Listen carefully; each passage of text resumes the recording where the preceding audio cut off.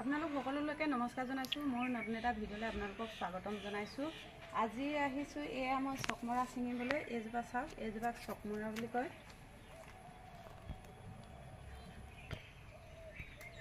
এইজোপা খাবলৈ মৰাপাতৰ লেখীয়াই হয়। এই চকমৰাজোপা কিছুমানে বনমৰা বুলিও কয়। এইজোপা চাওক, এইবিলাক আমাৰ থলুৱা শাক পাচলি। এইবিলাক আগতে এই শাকবিলাক আমাৰ আগৰ দিনতে খুব খাইছিলে আমাৰ দেউতাহঁতে, আৰু তেতিয়া আমি সৰু হৈ থাকোঁতে আমিও খাইছিলোঁ। এতিয়া পাবলৈ নোহোৱা হৈছে। এই আমাৰ পিছফালে আছিলে কেইজোপামান, তাৰে মই ছিঙি লওঁ বুলি আহিলোঁ। আৰু খাবলৈ খুব ধুনীয়া লাগে, মৰাপাতৰ লেখীয়া অকণমান পিছল হয়। আগতে আমি বহুত খাইছিলোঁ। এয়া আৰু এইজোপা চাওকচোন, এইজোপা এগেৰুৱা। এই এগেৰুৱা খায় বা ভাজি বনাই খায়। এতিয়া বুঢ়া হ'ল, এতিয়া নেখায়। এতিয়া এয়া হুম হুম টাইপৰ হৈ যায়। সৰু হৈ থাকোঁতে পুলিটো বহুত খায়। এই এগেৰুৱাজোপা এয়া চাওক।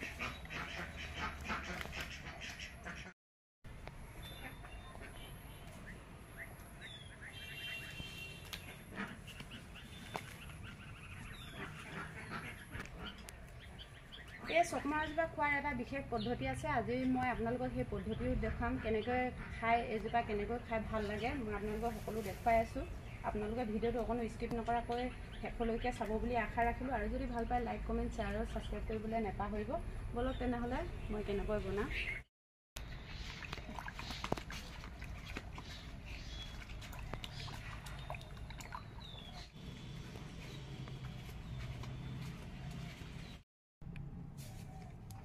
এইফালে দুজনী মাছ লৈ লৈছোঁ। এয়া ডাঙৰ চাইজৰ দুজনী মাছ। আৰু এইফালে লৈছোঁ এটা ঔটেঙা। এইটো চাওক, কোমলীয়া ঔটেঙা, একেবাৰে কোমলীয়াও নহয়। ঔটেঙা লৈ লৈছোঁ। এতিয়া মই মাছকেইটা বাছি ল'ম।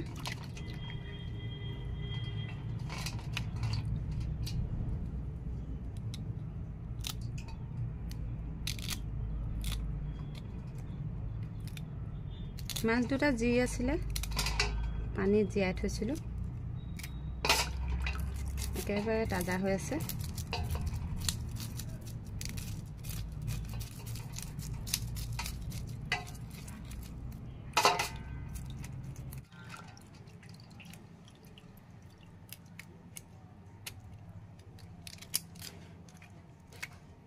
এতিয়া মই এই ফুলকেইটা কাটি পেলাই দিম।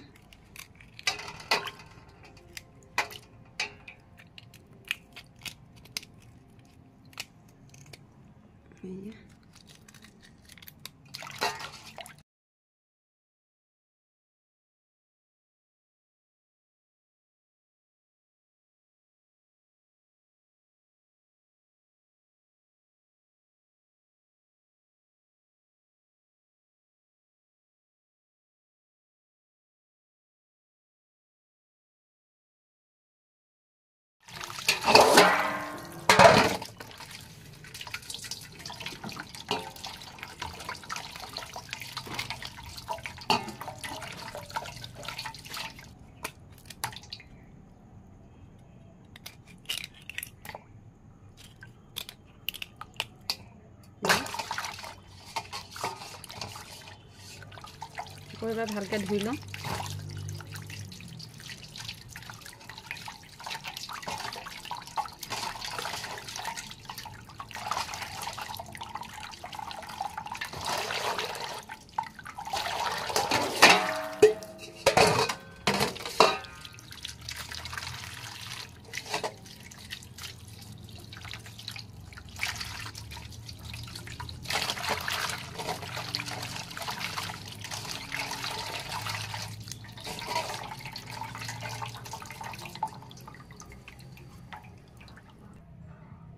এইফালে ধুনীয়াকৈ ৰ'দত লেৰেলাই থোৱা কলপাত খেলাতে মাছ কেইডোখৰ বচা হৈ গ'ল। ইয়াত থৈ ল'লোঁ। এতিয়া নিমখ হালধি সানি ল'ম ইয়াতে।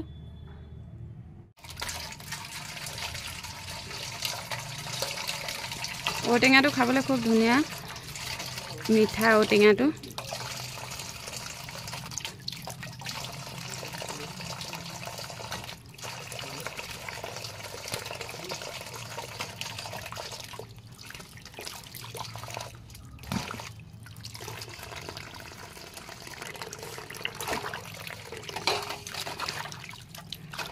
ঔটেঙাৰ বাকলিকেইটা ধুনীয়াকৈ ধুই লওঁ।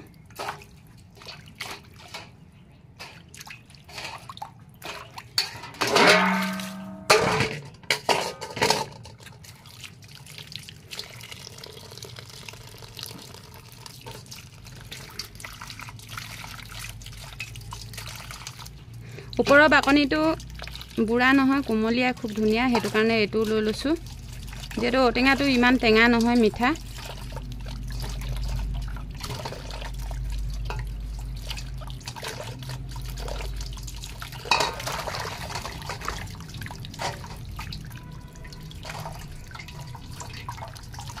ঔটেঙা কেইবাকনিও ধুনীয়াকৈ ধুই পখালি ল'লোঁ। মাছখিনিৰ কাষতে এইখিনিও থৈ লওঁ।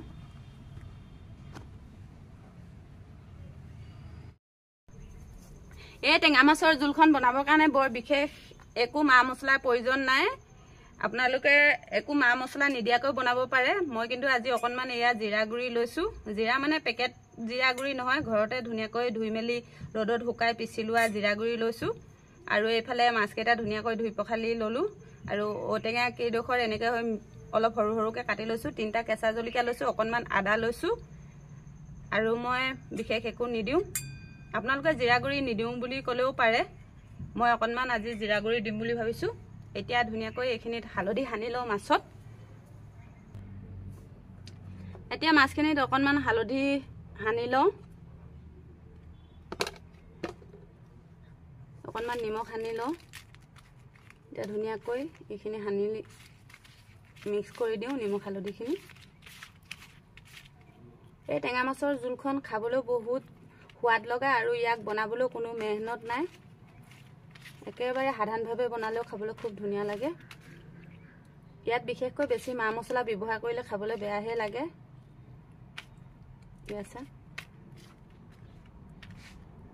এতিয়া ধুনীয়াকৈ নিমখ হালধি সানি ল'লোঁ। ইফালে জুইকুৰা ধৰি লওঁ। জুইকুৰা ধুনীয়াকৈ জ্বলি গ'ল। এতিয়া কেৰাহীটো পাতি দিছোঁ। কেৰাহীটো গৰম হ'ল। ইয়াতে মিঠাতেল দি লৈছোঁ।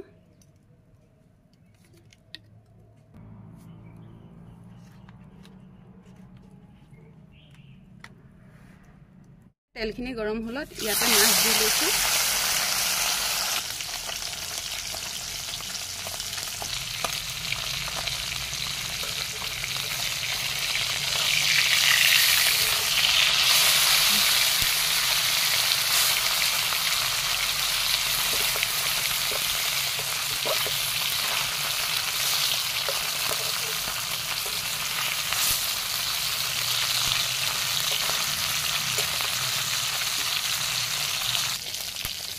টেঙা মাছৰ জোলৰ কাৰণে মাছখিনি বেছি ভাজি ল'ব নালাগে। বেছি টাইটকৈ ভাজিলে টেঙা মাছৰ জোলখন খাবলৈ সিমান ভাল নালাগে। যদি সৰিয়হ বা কিবাকিবি মছলাৰ লগত আপোনালোকে বনায় তেতিয়া টাইটকৈ ভাজিলে খাবলৈ ভাল লাগে। এতিয়া মাছৰ জোলত মাছৰ জোলখনৰ সোৱাদটো আহিবলৈ আধা ভজা কৰি ল'ব।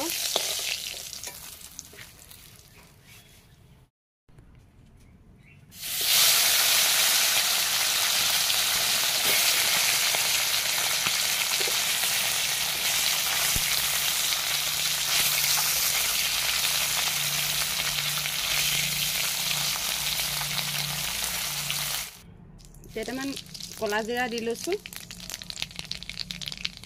আৰু আদা খুন্দি লোৱাখিনি দি লৈছোঁ। জলকীয়াও দি লৈছোঁ। এতিয়া জিৰা গুড়ি অকণমান দি দিছোঁ তেলতে। এতিয়া কাটি লোৱা ঔটেঙাখিনি দি লৈছোঁ।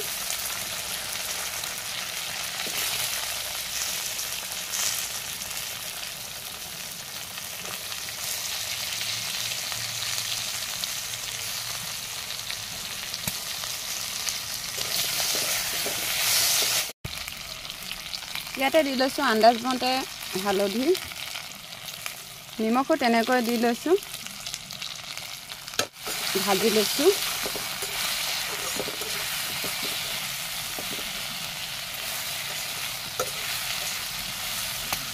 ঔটেঙাখিনি সিজিলে, এয়া ধুনীয়াকৈ সিজি গৈছে, মছলাখিনিও তাৰ লগত ধুনীয়াকৈ মিক্স হৈ গৈছে।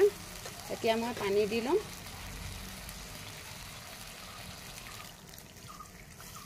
আন্দাজমতে পানী দি লৈছোঁ। আপোনালোকে যিমান পৰিমাণৰ জোল প্ৰয়োজন হয় সিমান পৰিমাণৰ দিব লাগে। আমাৰ ঘৰত মানুহ কম, সেইটো কাৰণে মই জোল ইমানখিনিয়ে দিছোঁ। এতিয়া ধুনীয়াকৈ এইখিনি উতলিবলৈ দিম।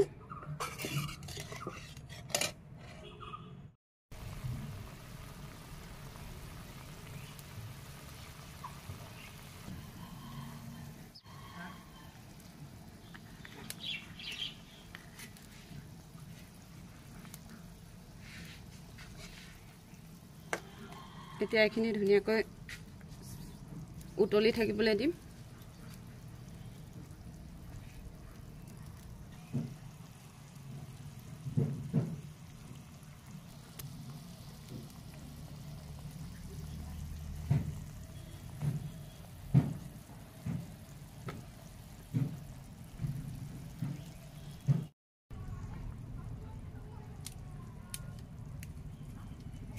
এতিয়া ইয়াতে এয়া মান ধনিয়া এনেকৈ চিঙি ইয়াত ওপৰত দি দিছোঁ।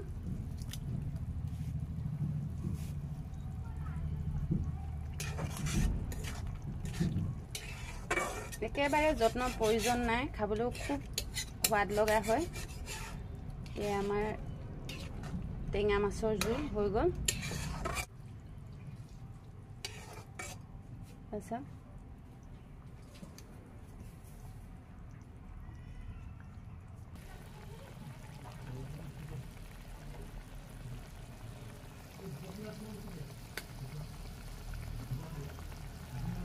আমাৰ টেঙা মাছৰ জোলখন হৈ গ'ল। যিসকলে নেকি মাছখিনি নভঙাকৈ খাবলৈ বিচাৰে তেওঁলোকে বেছিকৈ উতলিবলৈ নিদিব। বেছিকৈ উতলিলে মাছখিনি ভাঙি যাব। এয়া মোৰ হৈ গ'ল। এতিয়া নমাই লওঁ। এইখিনি চকমৰা ধুনীয়াকৈ ধুই পখালি ল'লোঁ। এইখিনিক আমি চকমৰা, বনমৰা, চকামৰা এই তিনিটা নামে জনা যায়। এইখিনিক আপোনালোকৰ চাইডে কি কি বুলি কয় আৰু এই শাকটো চিনি পায়নে নাপায় প্লিজ কমেণ্ট কৰি জনাবলৈ নাপাহৰিব। এয়া চাওক, এইখিনি বনাবৰ কাৰণে লৈছোঁ মই এয়া জহা চাউল অকণমান, এমুঠি জহা চাউল ধুনীয়াকৈ তিয়াই লৈছোঁ। সম্পূৰ্ণ কোমল হ'বলৈ দিয়া নাই, ধুই মেলি এনেকৈ অকণমান সময় তিয়াই লৈছোঁ। আৰু এইফালে লৈছোঁ কলৰ খাৰ অকণমান, আৰু এইফালে এটা সৰু পিঁয়াজ কাটি লৈছোঁ, এখিলা তেজপাত, আদা নহৰু আৰু মাছৰ মূৰ দুটা, আধা ভজা কৰি থোৱা দুটা মাছৰ মূৰ, সেই দুটাও লৈ লৈছোঁ। এতিয়া এইখিনি অকণমান মিহিকৈ কাটি এইখিনি ধুওঁতে বেছিকৈ খচি দিলে মৰাপাতৰ লেখীয়া পিছল হৈ যায় পানীখিনি, সেইটো কাৰণে ইয়াৰ নাম বনমৰা বুলিও কয়। মৰাপাতৰ সৈতে একেই। এইখিনি মই এতিয়া এনেকৈ মিহি মিহিকৈ কাটি ল'ম।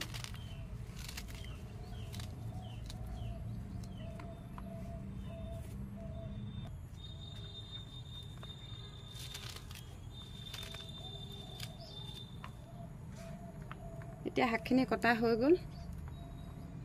এতিয়া মই কেৰাহীখন পাতি ল'ম।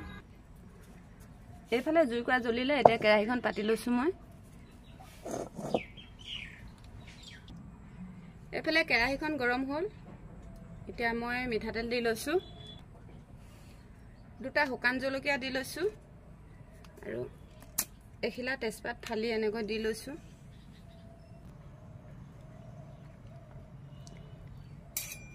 এতিয়া মই ইয়াতে কাটি থোৱা পিঁয়াজ দি লৈছোঁ আৰু আদা নহৰুখিনিও লগতে দি লৈছোঁ।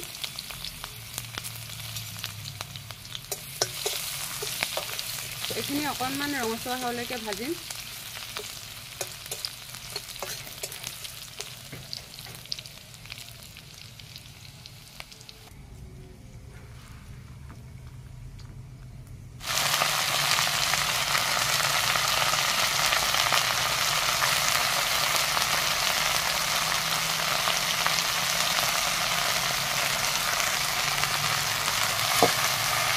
এতিয়া বনমৰাখিনি দি এনেকৈ ভাজি ল'ম অকণমান।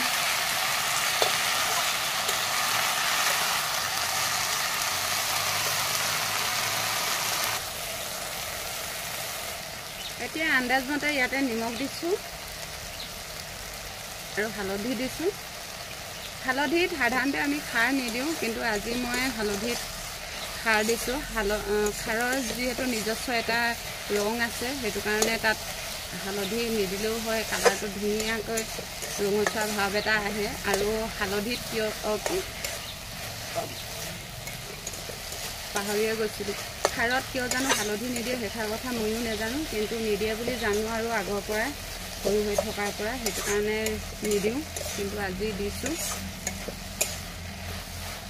এতিয়া অকণমান সময় ভালকৈ এনেকৈ লৰাই লৰাই ভাজি ল'ম।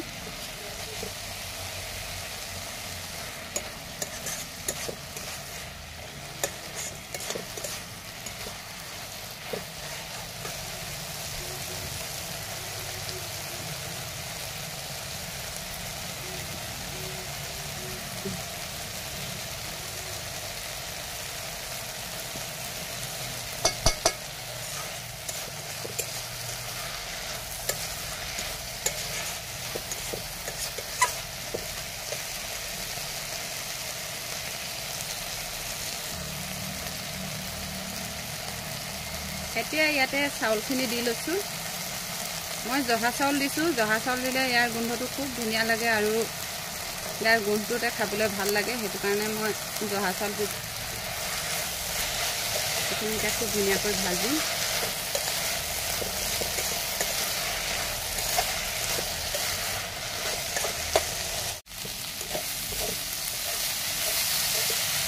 এতিয়া এইখিনি ভজা হ'ল।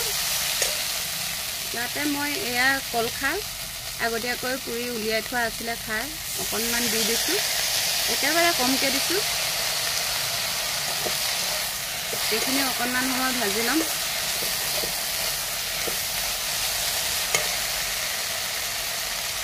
এতিয়া ইয়াতে অলপ পানী দি লৈছোঁ।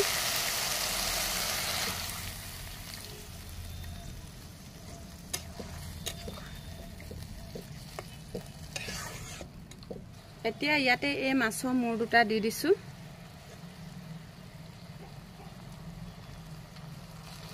তাৰপিছত অকণমান সময় এয়া লৰাইছোঁ।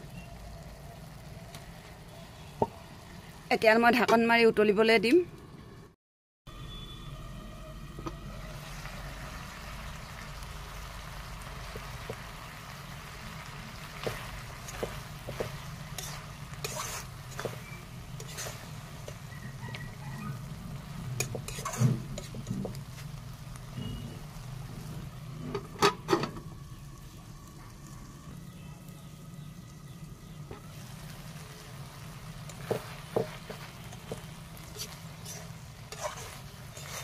এয়া চকমৰা মাছৰ মূৰ দিয়া খাৰখন হৈ গ'ল, খুব ধুনীয়া হৈছে। এতিয়া মই এইখিনি নমাই ল'ম।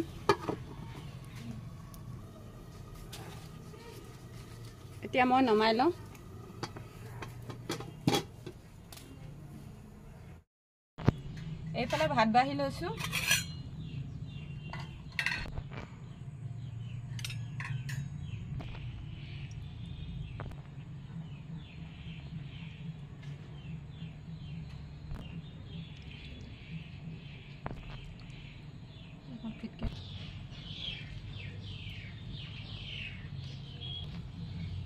এয়া আমাৰ টেঙা মাছৰ জোল।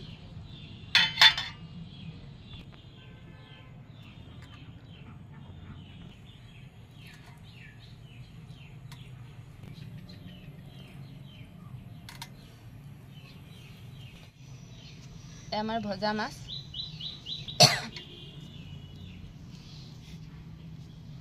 এয়া এঘটি পানী আৰু এয়া যি আমাৰ হাঁহ।